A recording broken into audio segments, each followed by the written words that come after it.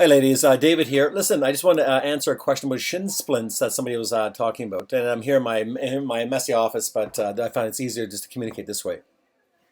Shin splints, again, we're referring to the stress and trauma on the shin bone, and quite often they're thought to be little microfractures that we get from repetitive strain and pounding, which is quite possible.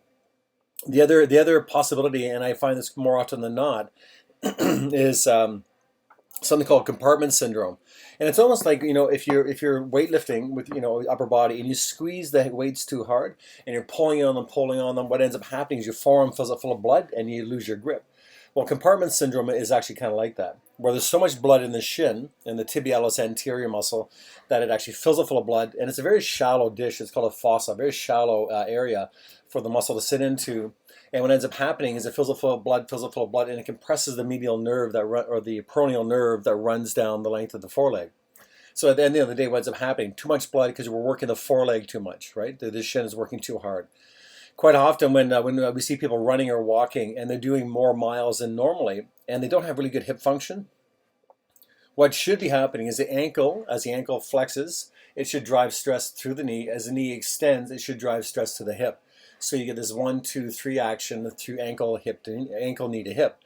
What happens quite often, one, if we've had any knee injuries, we don't transfer stress past the knee very well. Knee does not communicate with the hip. And if we have poor core strength and we're not really accustomed to doing lots of movement, we end up using our feet, and we claw our feet. We use our feet for balance. So our toes end up becoming tight. We're walking uphill. We kind of claw up the hill. So we really overwork the shin muscle, which really makes it angry, and it fills it full of blood, and it gets stressed out. It's like trying to do all your exercises with your forearms when you really should be these giant back muscles. So quite often we're moving our body using our shin muscles and our ankles, but not using our hips. So really try to focus on the extension of your hips. So when the foot hits the ground, don't claw. Try to keep your toes relaxed. You can push off, right? So you push off the foot, but don't claw the feet, and allow the hip to extend. So just practice that next time, and make sure when you're walking, if you've got really bad shin splints, there's lots of great advice there. Look at your running shoes. Definitely good running shoes make a big difference. Ice it, keep icing it, and keep icing it. Turmeric, which is a natural anti-inflammatory, you can pick at most health food stores.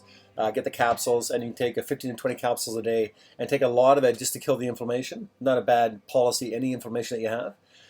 But then don't Zumba, you're up on the balls of your feet. It's not going to work in the beginning. You may have to back that off for a while, just to actually teach your body how to use your hips more effectively.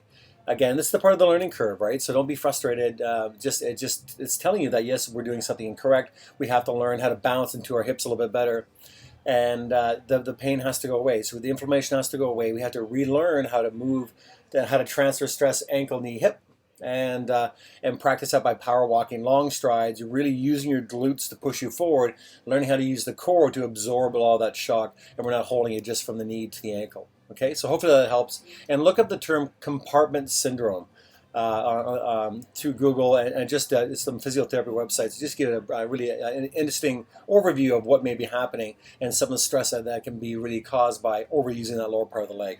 Hope that helps.